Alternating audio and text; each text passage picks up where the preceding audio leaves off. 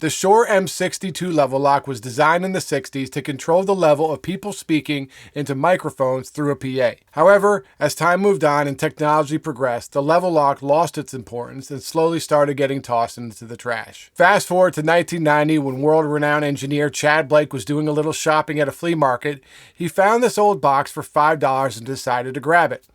After some trial and error, he plugged a mic into the Level-Loc, pointed it at some drums, and as Chad said, he had a life-changing experience. Since then, Chad has been using the Devil-Loc plugin by Soundtoys and getting great results. I, for one, use the Devil-Loc on live drums all the time, and I'm proud to say I've completely ripped off a lot of the settings that I've seen Chad use. But today, we have a new Level-Loc on the block. Shure, the original maker of the Level-Loc, decided it was time to resurrect this device. Not only the hardware that they recreated with Blackline Audio, but also the plugin that they have collaborated with one of my favorite up-and-coming software developers, Korneff Audio. In today's video, I'll show you around the plugin, we'll take a listen to it on drums and bass, and at the end, compare it to the Soundtoys Devil-Loc. Before we do get started, if you're interested in any of my courses, presets, or mixing and mastering services, please reach out to me at mixandmastermysong.com. And as a disclaimer, I was not paid by anyone to create this video. Let's go. All right, guys, so here is the Shure Level-Loc. We'll go through the different knobs and buttons first, and then we'll get into some listening examples. So first, starting on your left, you have this input selector. The input selector is either mic or line. If it's on mic, it's padded by 30 dB. And this can be very helpful for, how much you want to push the actual Level-Loc. Here's a sidechain switcher, which you can switch from stereo to dual mono. This is actually pretty cool. I love things that can be used in dual mono because you can, get different flavors out of them. And when I switch this to dual mono, and we'll check it out on drums later, you really hear like things moving in a different way. The sidechain is awesome. You can boost or cut any frequency from 20 hertz all the way up to 20,000 K. So that's cool if you want to get like a little more like top end to what you're pushing. That's great to have. This is the input level. It's the main knob of the device. It pushes the saturation and compression and all that. You also have input down here if you need to push it even harder. Oversampling, we all love that. Over here is another knob that is super useful, the dry and wet. Output, which is self-explanatory. Back up here is the detector selector. It's kind of like a rhyme. It changes the threshold so you can switch. You have 3 different settings here. And then the bypass, which is kind of fun. You actually have to drag the bypass on and off, which is, a little different than just clicking it. Kind of makes you feel like you're actually using the device. Could be annoying too. I don't know. Down here is where some of the magic happens, the pre-filters and the post-filters. And when we go through some of the presets like Chad has for drums, you'll notice that they're used a lot, and it can really help shape the sound you get out of this machine. And then this is the output amplifier. This is a mic level device, so you need an amplifier to bring the level back up. And then when you think you've seen all of it, just like any Korneff audio plugin, you click the Korneff and a whole bunch of different stuff comes up. So first we have the input impedance, which models the transformer behavior at different settings. And then the microphone load, which models different loads on the microphone. You got 4 different choices, 5 different choices on that. Then the output impedance changes saturation and gain. If you want less saturation, you can try switching the aux. Next is the release time. This is pretty cool. The original, from what I've read, was either 2,000 milliseconds or 1,000 milliseconds. However, when using the device, I found the quicker release times kind of sound better. And this, which might be my favorite part, and actually the Soundtoys had this too, but the power supply for this thing was either a plug or an outlet, as they call here, or a battery. And you can get some crazy sounds. We'll check this out soon by bringing down the voltage of the battery as the battery's dying. If you ever had like a guitar pedal and it started dying, same kind of sound. And that's really cool. I love that kind of thing. And lastly, and maybe most importantly, up here, there's 3 different buttons here. And these are 3 different models. You can kind of see they change a little bit. 3 different models of the Shure Level-Loc. These are both Chad's. He's got 2 of them apparently. And then Dan Korneff Audio has his own as well. So they modeled 3 different ones, which is cool to get different flavors you could switch around. All right, enough talking. Let's get into some listening examples. I have this great song by my buddy Nate Moore, who Kelsey Watts also performed on. The song is called Forgetful. We'll be using the drums and bass from the song, but make sure to check out the full song on all the streaming platforms. And the great Nick Hughes is playing drums on this. Now, what I'm going to do is I'm going to play the drums without it. And if you don't know Studio One, this is bypass. I would use the bypass in the Level-Loc, but I found for some strange reason, it doesn't always bypass the filters. Not sure if that's a bug or if that's supposed to happen, but I'll bypass on here so you're bypassing everything. I'm going to play the drums bypassed, and then I'm just going to go through some of Chad's presets because I honestly think that's one of the better ways just to hear all the things that this thing is doing. And I'm going to switch this on so you guys can see some of the different settings that are happening while we switch this presets. All right, so here we go. Nothing on, and then you'll see me switching things.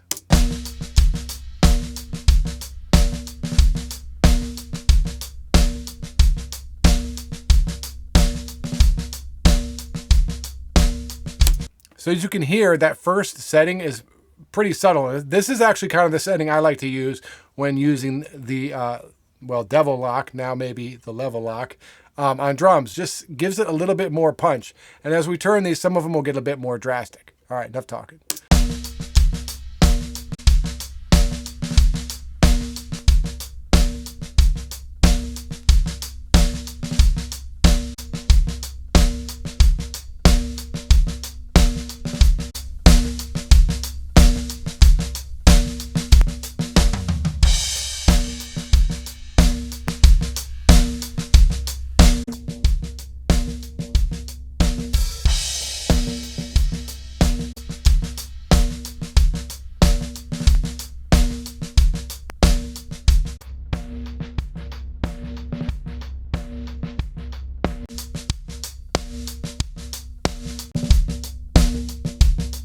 So you heard just by running through some of Chad's presets, and those are just the ones for the full kit.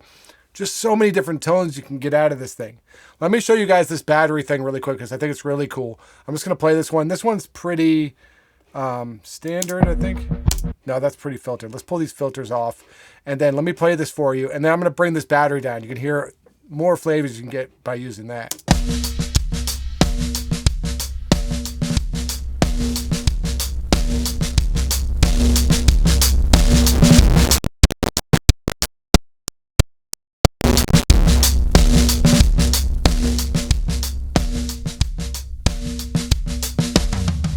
I think that's so cool. That reminds me so much of a guitar pedal just dying on you.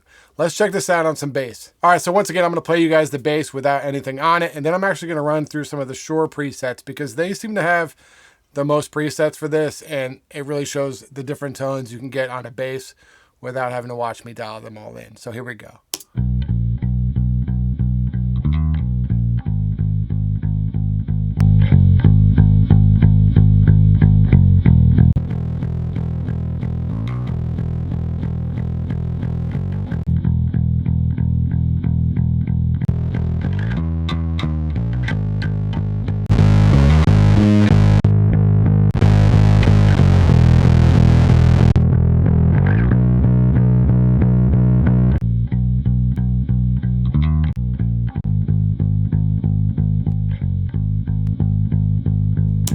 So just like the drums, that fuzz is awesome, by the way. That sounds killer.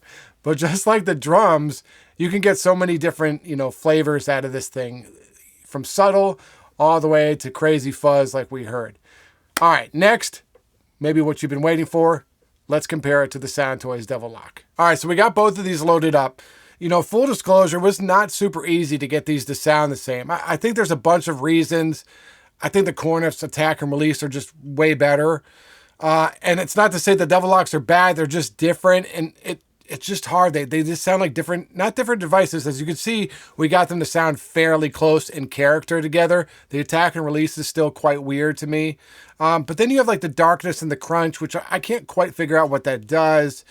There's just a lot of different variables between these two. And I think that's a good thing, honestly, because you have two different devices or two different plugins that are copying the same device but sound really different. And I think I kind of feel like there's still tones I could get from the Devil-Loc that I really like that I might not be able to get from the Shure Level-Loc. One thing, to get it to sound close, for some reason the EQ of these two are not quite different, but slightly different.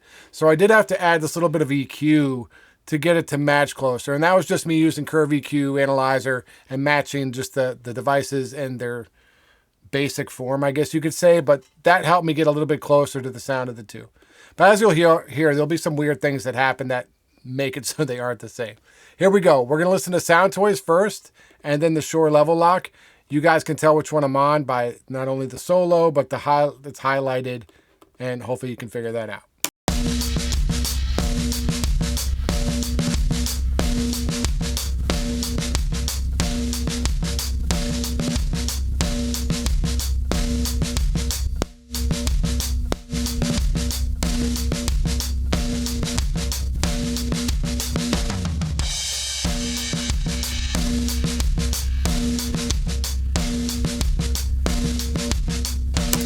So as you guys can hear, they're close, but they're not. The attack and release settings are doing very different things, it feels like. And while the characters there, it was tough to get it to sound like, oh, these are the same kind of thing. And so, like I said, I think that's a good thing. And I like having more plugins of one unit. And I really think this Shure Level-Loc is pretty sweet. All right, guys, so that is a full video. What do you think of the Shure Level-Loc? Let me know in the comments below. I think it is a fantastic tool. As you can see, I have the demo mode. I will soon not have the demo mode. It's going to be a keeper for me. I used it on some drums on a mix I was getting going earlier today. And it was very slight, but it just adds some character that I think is a little hard to get from other devices. There's something special about this plugin. So that's all I got for today. If you need your song mixed and mastered, hit me up at mixandmastermysong.com, and I will talk to you guys soon.